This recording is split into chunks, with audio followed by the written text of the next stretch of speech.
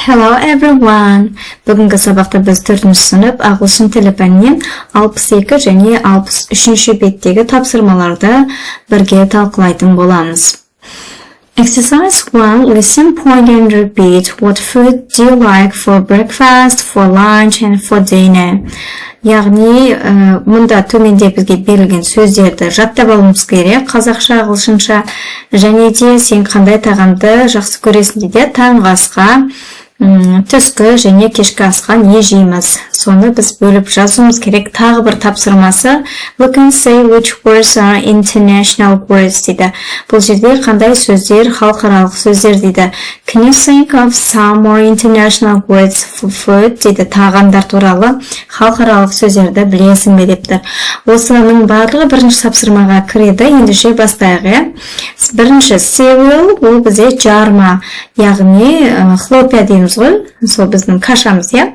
Milk, сүт, паста, макарон, corn, бізде жүгері, butter, май, жейтін майымыз, сары май, steak, ет, yogurt, lettuce, жапырағы, яғни салат жапырағы, я.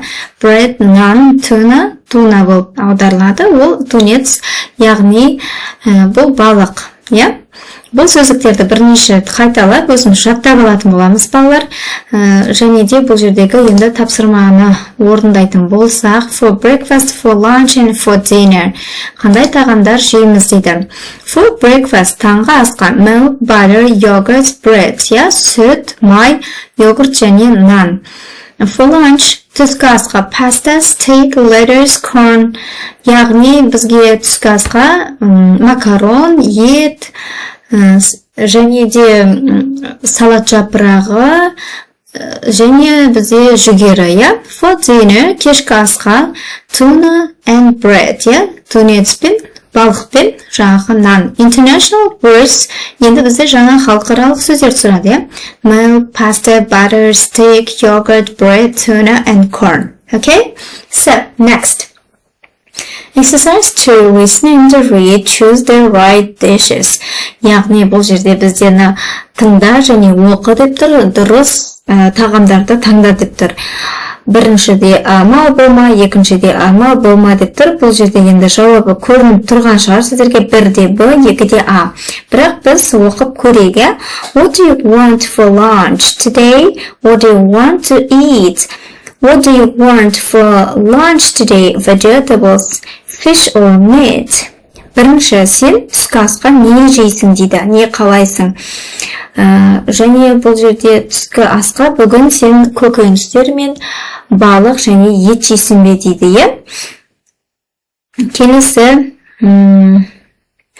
Can I have a steak, please? Мен ет жейсем болады ма дейді. I really want some meat.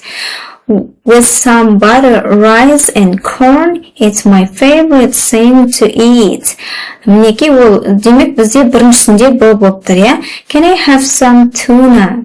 I really want some fish. With some pasta and some lettuce, it's a really yummy dish.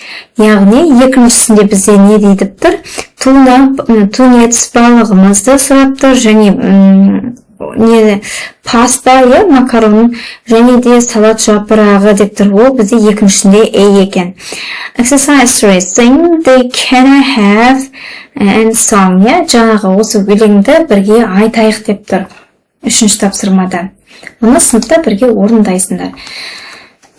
Келесі 63-ші бетте бізде adverbs of manner дейді. Яғни adverb дегеніміз не ол? Бұл бізде үстеулер, я. Үстеу қалай жасалынады дейді. Сын есімге лай жалғауын жалғау арқылы жасалынады екен, я. Көппен белгіленіп тұр, балалар. Қарайық, осындай лай жалғауын жалғасақ, бізде сын есім шығады екен. Quick, жылдам, quickly, жылдамырақ. But, бірақ дейді, happily, яғни y-ды алып тастап, y-мен аяқталатын сын есімдерден біз y-ды алып тастап, соңына үстеу жасау үшін I және ly-ды жалғайды екенбіз. Happily, safe, safely, careful, carefully, good, well деген сияқты бізде ережеге бағынбайтын үстеулерде бар деп тұр, я. Келесі, look, he's eating his vegetables happily. Ол қуанып не істеп жатыр дейді, өзінің көкөністерін жеп жатыр дейді. Exercise 1, make sentences then match дейді. Яғни бірінші тапсырмада бізде сөздер берілген, орындары ауысып кеткен, сол орындары ауысып кеткен сөздерді орын тәртібімен қою арқылы сөйлем құраймыз, және де суреттермен сәйкестендір деп тұр, иә. Яғни мен қазір бетіне енді тапсырманың орындалу жолын салайын, сурет көрінбесе, сендер кітаптан қарап отырып, дұрыс емес екендігін тексеріп аласыңдар балалар, жарайды ма? Бірінші бізде the dog is eating quietly. Ол бізде D суретінде көрсетіліп тұр. Екінші he can cook very well. Яғни кім тамақ істеп жатыр? E суретінде тамақ істеп жатыр, иә. She's listening to music happily. Яғни кім музыка тыңдап жатыр? B суретінде музыка тыңдап тұр, иә. She's using the knife carefully. Яғни бұл бізде пышақпен кім жұмыс жасап жатыр? A суретінде. He's eating his breakfast slowly. Бізде енді кім тамағын таңғасын жай ішіп жатыр? Ол C суретінде көрсетіліп тұр. Exercise 2, use the phrases to describe yourself. Яғни бізге төменде сөздер берілген, қазір аударып алатын боламыз оқып. Осы сөздерді қолдана отырып, өзіңді сипатта деп тұр, иә. Мысалы, play football. Бұған қалай айтамыз дейді, бірінші сөйлем құрастырылып тұр, иә. Мысалы, I play football very well. Мен футболды өте жақсы ойнаймын дейді. Келесіне біз енді өзіміз құрастырамыз, иә. Ride my bike. Велосипед тебу, tidy my room, бөлмемді тазалау, cook, тамақ жасау, do my homework, үй жұмысын жасау. Ал бұлармен біз қалай сөйлем құрастырамыз?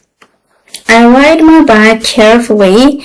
Мен велосипедімді абайлап айдаймын, тебемін. I tidy my room every day. Мен өзімнің бөлмемді күнде тазалаймын. I cook very well. Мен тамақты өте жақсы жасаймын. I do my homework on time. Мен уақытысымен, уақытылы үй жұмысымды жасаймын деген сөз. Осымен бүгінгі тапсырмалар талқылау сабағымыз аяқталды. Сау болыңдар.